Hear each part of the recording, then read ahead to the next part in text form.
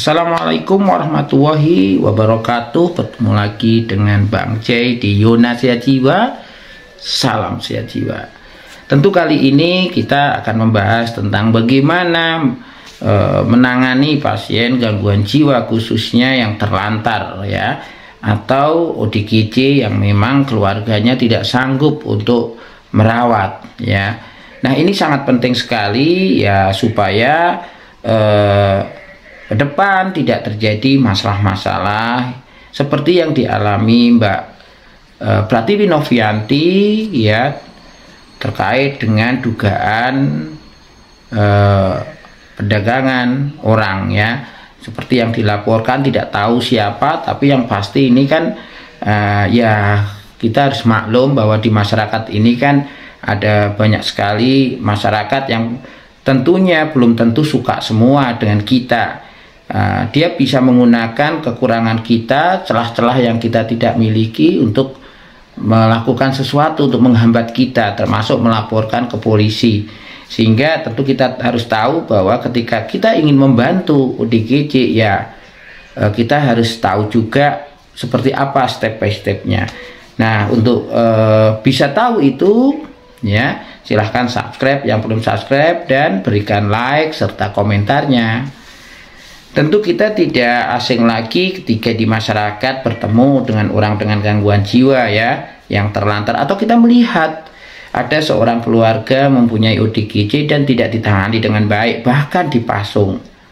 Kalau kita tidak hati-hati ya membantu ya, kita bisa kena tuntutan. Makanya tentu kita harus tahu bagaimana prosedurnya. Jadi apa yang dikatakan ya Mbak-mbak dari Kemensos bahwa kita harus sesuai prosedur ya, benar ya, tapi terkadang memang kita itu tidak tahu prosedurnya, sehingga pada akhirnya ya yang penting kita menolong orang, kita berusaha untuk melakukan sesuatu yang menurut kita benar. Toh ini juga dengan uang kita ya, kita nggak ngerugikan orang lain ya, niat kita baik, oke, itu benar ya, tetapi tidak semua akan bisa menyikapi apa yang kita lakukan ini benar juga, apalagi kalau orang itu sudah ada bibit-bibit tidak suka dengan kita ya, walaupun niat kita baik bisa jadi tetap saja dianggap tidak baik. Nah, oleh karena itu kita harus memikirkan dulu ya, untuk mempersiapkan kalau membantu orang. Nah, misalnya saja ketika ada laporan dari masyarakat ke kita bahwa ada orang yang dicurigai adanya masalah mental atau gangguan jiwa, tentu kita harus cari tahu.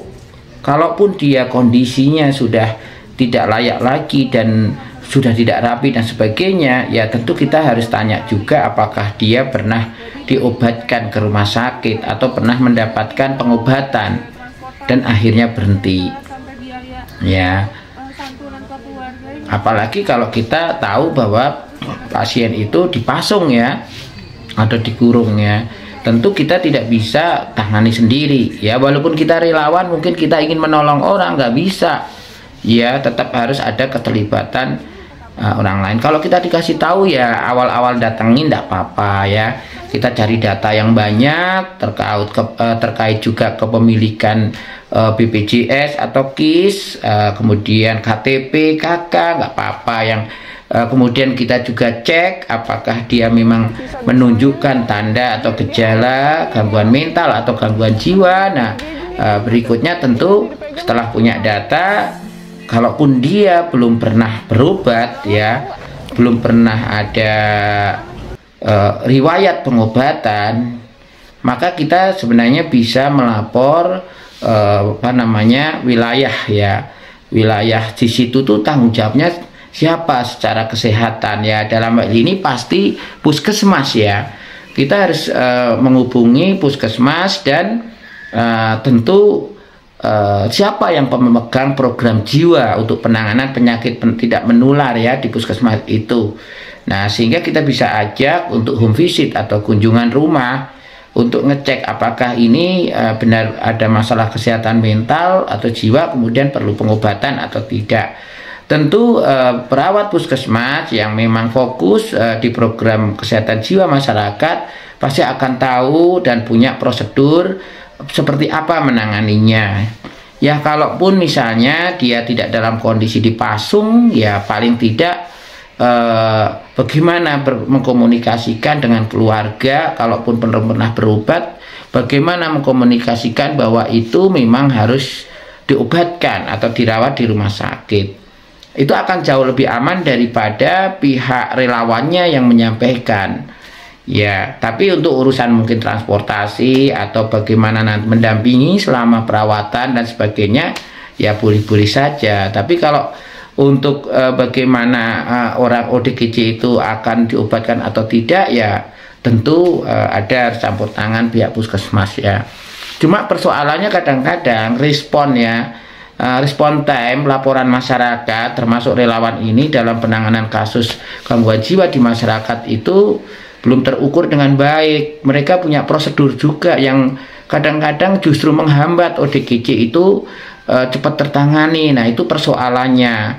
Makanya sebenarnya di dalam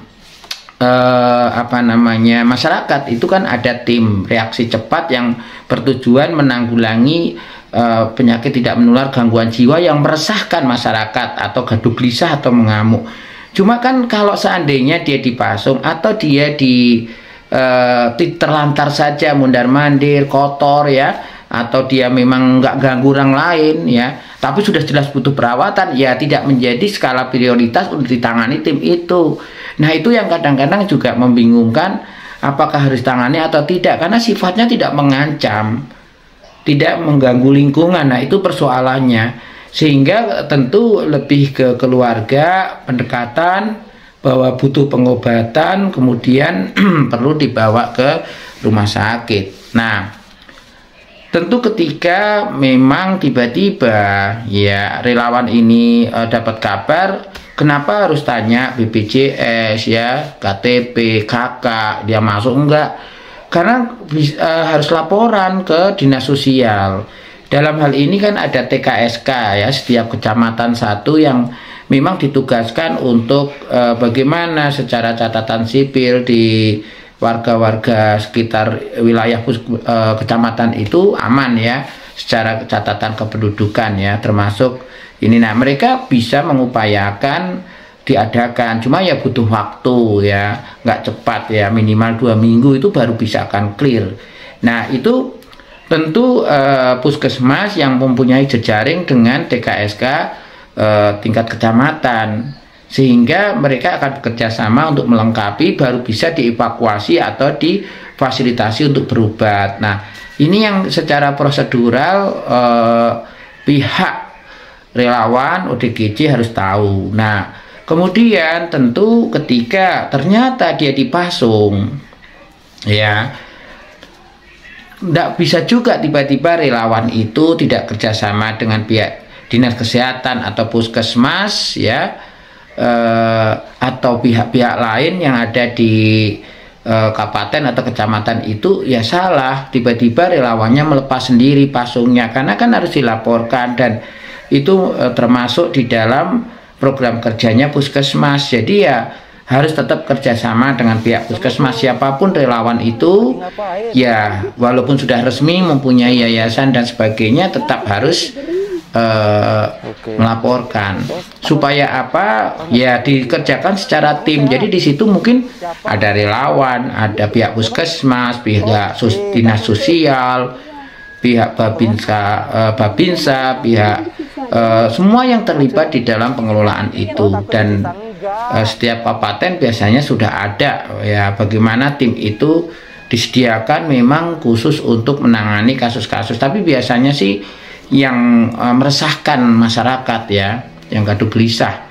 Tapi kok pasung itu biasanya ya pihak puskesmas ya, sama dinas sosial ya. Tapi yang benar itu ya harusnya tim ya, ada orang elemen-elemen tertentu yang dilibatkan.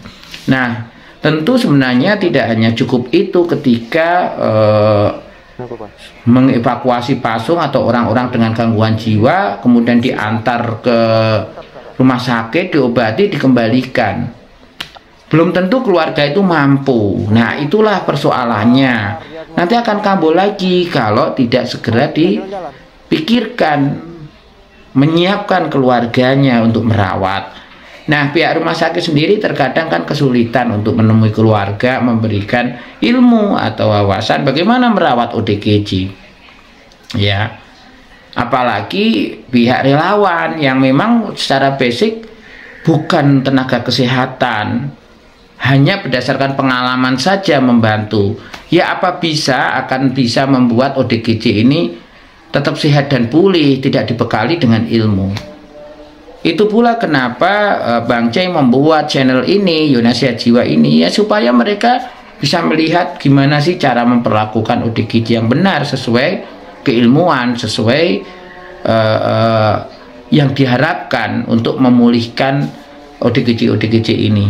Nah, tentu relawan bisa saja melakukan itu berbasis apa ya, ODGJ tetap di rumah, kemudian dia kunjungan bersama dengan puskesmas secara rutin, bahkan setelah dia dalam tahap sembuh, ya mungkin sembuh secara sosial atau masih minum obat tapi sudah baik dan perlu latihan kerja, perlu berkoordinasi dengan dinas sosial. Dalam hal ini mungkin ada UMKM atau apa yang bisa diikutkan pelatihan di situ, kemudian bisa bekerja atau bisa diberi modal untuk usaha. Nah, itu kalau dilakukan secara struktur. Nah, kalau keluarga nggak mampu bagaimana? Ya bisa saja ditampung. Cuma ditampung ini juga harus hati-hati. Jangan hanya asal nampung tapi tidak sesuai dengan standar. Inginnya membantu tapi justru akan mematikan kreativitas dan melemahkan kemampuan ODGJ. Ditampung ya tidak sesuai dengan hunian, tidak sesuai dengan kapasitas ya. Akhirnya tenaganya kurang, fasilitas kurang, program kegiatannya nggak jelas, ditampung saja, sepenting makan, minum obat, ya entah kegiatan silahkan, enggak ya silahkan. Tidak ada tujuan yang jelas di yayasan atau di panti sosial itu. Nah, ini sebenarnya hanya ingin menampung biar mereka nggak di jalan, atau ingin memulihkan ODGJ, itu persoalannya. Rata-rata ya menampung saja supaya tidak terlantar, supaya keluarga nggak repot, tapi nggak dipikirkan bahwa kalau dia masih produktif perlu nggak dilatih kerja, perlu nggak diberi kesempatan untuk bekerja, atau diedukasi supaya bisa menikah. Mungkin dia pengen punya anak karena itu hak dia sebagai ODGJ. Ya, kita nggak boleh bilang bahwa gara-gara dia ODGJ nggak boleh menikah, nggak boleh punya anak, bahkan bekerja aja nggak punya hak. Tentu kita harus nilai lagi. Nah, ini perlu bantuan lagi. Relawan bisa saja mencarikan psikolog, peminatannya apa, atau bisa saja untuk merubah mindset cara berpikir dia untuk bisa sembuh dan pulih, mencari perawat spesialis keperawatan jiwa untuk melakukan psikoterapi.